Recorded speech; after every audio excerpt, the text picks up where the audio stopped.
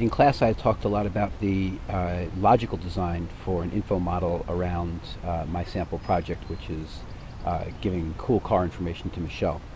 Let me spend some time now walking through the physical design and just give you an overview of why I made the decisions I made and what kind of physical or database design I'm getting out of my logical design. So just to review, we talked about this together in class, but this is the logical model of an information need. I took out from the info persona, I took out the info need and the info type, and I used it to derive a logical explanation, sort of a big picture view, an abstract view of what kind of information is going to meet this need. And if you'll remember, I came up with two info types, a car, or particularly a cool car, that had these attributes. And I think if you look, you'll see the mapping between all of the attributes in the cool car and what I found in my info persona. I decided to model the cool car, and I also decided to model the dealer. So I won't spend much more time going over the semantics here, because that's part of the logical discussion. Now what I'm going to model is, or now what I'm going to talk about is how to take this logical model and turn it into a physical model. So a cool car and a dealer. This is the big picture. So you can, if you kind of look closely, you can see the dealer and the cool car, and that the cool car has lots of stuff associated with it, as well as the cool car is associated with the dealer. And the dealer itself is a pretty simple structure, really one table that's then related to cars. And I'll talk about why that's true in just a second, but this is the big picture. So let's dive into the smaller picture. Here's the dealer with all the information about the dealer. So a couple of questions for me to answer here is, first of all, why is it so simple? Why does it only take one table, one entity to represent the dealer? Because in my model, the dealer is a very simple thing. I'm mostly focused on the car, and the dealer you almost might think of as just one more attribute of a car. The attribute of the car is, well, what sort of dealers have this car? And so there's not a lot of information about the dealer. Mostly you can see here it's contact information. And it turns out none of the contact information really needs any auxiliary tables to be represented. I might have said, for example, that state is a controlled vocabulary, and I might have implemented it, for example, as a lookup table, but I chose a simpler idea here. And other than that, the only things that are comment worthy are that some things are optional, like they might not have a Facebook URL, and the rating, which I'll talk about a little bit later, is a complex attribute, but it's a calculated attribute, and it allows me to rank my different dealers based on a number of factors, including how much the dealer has paid me to be ranked high. All of those things can be taken into account in the rating. So that's the dealer. It's actually a pretty simple entity in and of itself. There'll be some complexity you'll see when we relate the dealer to the car, but the dealer itself is really pretty straightforward. On to the car.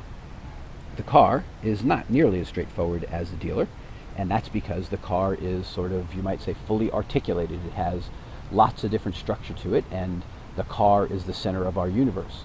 While the dealer is something that we send people to once they've found the right car, the car itself is the real information, and in order to meet the information needs and the information behavior that we charted earlier, it has to have some sophistication to it. So what you'll mostly notice here in terms of design decision is that I have the car, and then around the car are certain attributes of the car, like the various owners who have had the car, the features that the car has, the personality traits that the car has, and the uses that the car has. Notice that all of those vocabularies, uses, personality traits, etc., are linked to the car by many-to-many relationship using a bridge table. And so the design decision there is that every use, for example, will have many cars, and a single car can have various uses. So that's the way that I think about the uses and the personality and the owners, is that they allow us to find cars and overlap cars. So in addition to the idea that many cars to many features, is also the idea that that overlap or that bridge table is what's going to allow us to create a lot of the associations from car to car, because ones that share records in the bridge tables, the car feature or the car personality, are ones that are going to be highly related to each other in some way.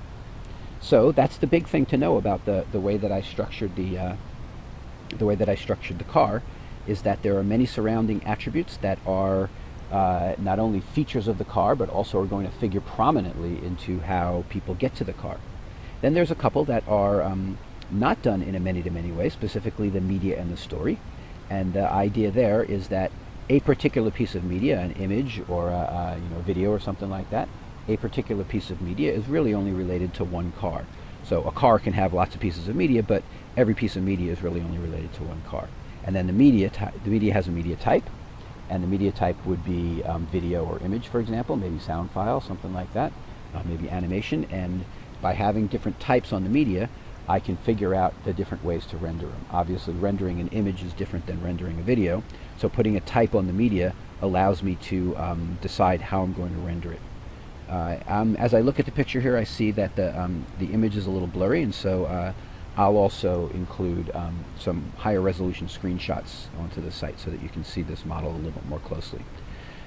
Some other things to look at, the features, let's see, car owner actually, for example. You see that the bridge table is not so simple. Car use, for example, is a little simpler. Car ID, use ID, and then a short description. At the very least, I like to have a little short description that describes the relationship, for example, between the car and the use, and that's a design decision as well.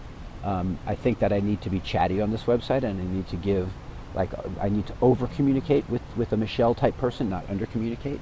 And so allowing me to have an optional little comment that goes between a feature of the car, like its uses or its owners, and the car itself, gives me a place to type some little extra information, maybe an anecdote, maybe a little explanation, maybe something funny or cute to link the car to the uses, and that gives me more possibilities for chatting up the site and for making the site a little bit more user-friendly. Later on, I'll talk about how do I render those short descriptions, but right now the idea is that leave a lot of space for short descriptions, leave a lot of space for little things that'll be kind of pop-up, anecdotal short comments that make the site a little more chatty. Okay, so over in the car owner, notice that a car owner owned the car for some number of years, and some model of the car. And so the idea there is to be able to find lots of people who own this car and say a little bit about the person who owned it. What year did they own the car? What model was it? Maybe it's someone who's a local celebrity in your area. Maybe it's somebody who, did you know that Madonna owned this kind of car, whenever, before she had a lot of money or something like that. Or she owns this kind of car still. Okay, so I think that's enough on the car model. Let's spend a little time on the relation between cars and dealers. And I think there's a little bit of sophistication here, and there's a definite approach that I took to this that I want to work with you on. So you can see here the two major info types, the dealer and the cool car, and now there's a relation between them. So first of all, the easy part of the relationship, which is dealers have cars, and one dealer has lots of cars. One car can be in various dealers, and the price of the car is part of the relationship between the car and the dealer. I can't have a price in the car because the car doesn't have a single price. I can't have a price in the dealer because the dealer doesn't sell every car for the same price. I have to have the price in between in the bridge table because it's actually an attribute of the relationship between the car and the dealer. It's not an attribute of the car nor of the dealer. So that's one thing to see here. Also, I allow a short description here because, as always, I want to be able to say something about the relationships as well as saying something about the cars and the dealers themselves. Now, the interesting part. Cars have features, and I showed you this before. So a car has a feature, and features have types. And the types, actually, I didn't say this before, but the types are standard features of the car or extra features. So add-on features versus ones that come with the car per se. Now, the interesting thing is that a car has a feature, but the cars that a particular dealer have also has features. So the car in the lot has a set of features, which are presumably a subset of all the possible features of the car. So that's a pretty complicated idea, that the cars have features, and the car per se, that kind of car, has a set of possible features, and then the actual car, the specific car that's on some dealer's lot, has some subset of those features. So how do I model that?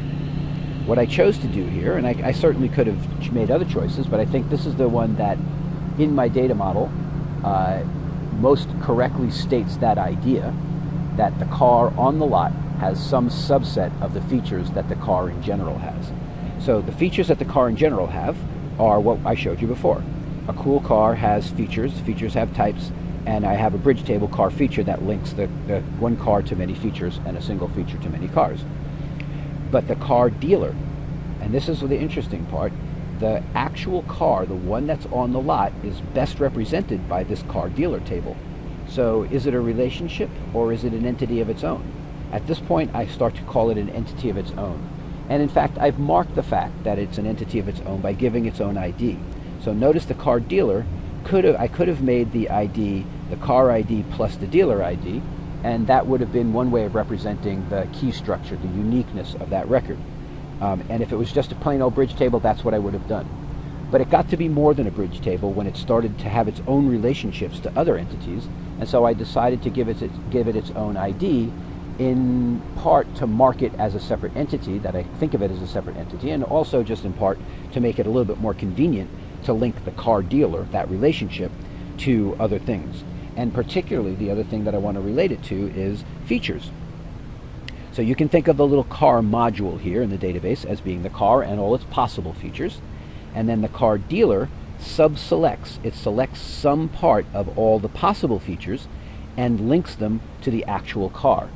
So take a good look at this relationship structure, and maybe you have a different way to do it, or you'd have a different way of thinking of it, but this is the way that that comes to me as the best way to say that the cars on the lot sub-select, have some subset of all the features that a car has. All the features that a car have are in this car feature table. All the features that the car on the lot, the particular car, has are in the car dealer underscore car feature table. So this is sort of a bridge table between two bridge tables. We have car dealer bridge table, car feature bridge table, and now we have a bridge table that bridges the two bridge tables. So that's a little bit of sophistication and complexity, and take a look at that, and if you want to know more about it, ask me.